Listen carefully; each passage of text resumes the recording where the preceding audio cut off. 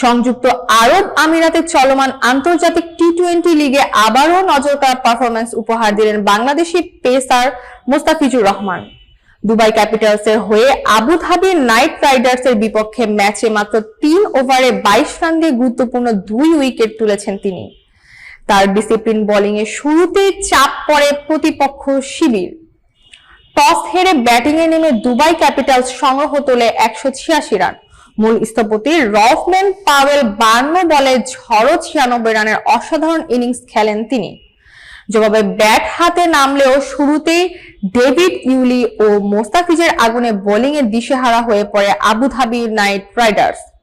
দুই বা হাতির নিয়ন্ত্রিত বোলিংয়ে পাওয়ার প্লেতেই তারা কার্যত ম্যাচ থেকে ছিটকে যায়। পরে স্পিন বিভাগেও আসে আরো ভোগান্তি।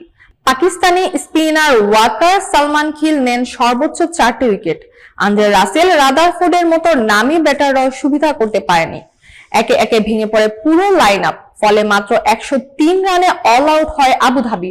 বড় ব্যবধানে জিতে মাঠ ছাড়ে দুবাই ক্যাপিটালস। এর আগে গালফ জায়ান্টসের বিপক্ষেও 4 ওভারে 26 রান দিয়ে 2 উইকেট নিয়েছিলেন মোস্তাফিজ। যদিও সেদিন ফল পায়নি তার দল, এবার তার বোলিংয়ে আবারও মিলল সাফল্য।